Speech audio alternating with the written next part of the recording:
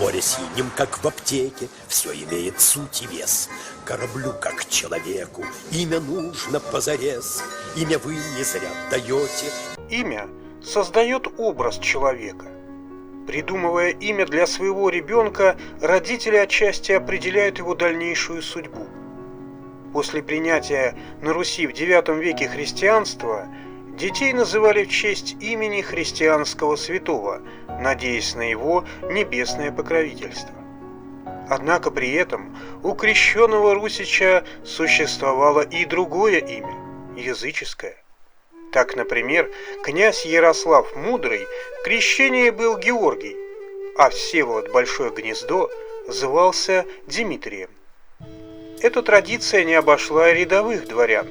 Так, например, в одном из памятников середины XVI века среди дворян встречаются такие имена, как Ширяй, Верига, Урод, Мамон, Невежа, Корова. Однако у всех у них были христианские имена. Даже известный всем спаситель Отечества, князь Дмитрий Пожарский, несмотря на то, что Дмитрий христианское имя, в крещении был Кузьмой. Почему так нужно было иметь два имени? Дело в том, что имя по понятиям того времени имеет сакральное значение. Имя – это лицо человека. Назвав кого-нибудь по имени, мы заглядываем в его сокровенный, интимный мир. Когда вдруг незнакомый человек называет нас по имени, мы испытываем относительную тревогу, как будто кто-то заглянул к нам в душу. И в наше время люди скрывают свои имена под псевдонимами. Так и в те времена люди скрывали свои христианские имена, чтобы дьявол не похитил душу, назвав ее по имени, которое известно только близким людям. Какие же имена больше всего были в употреблении у русских дворян?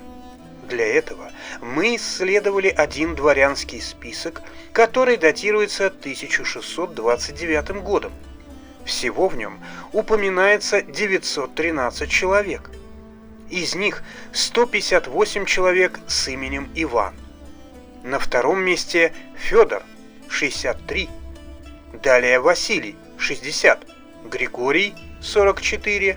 Михаил – 40. Андрей – 39.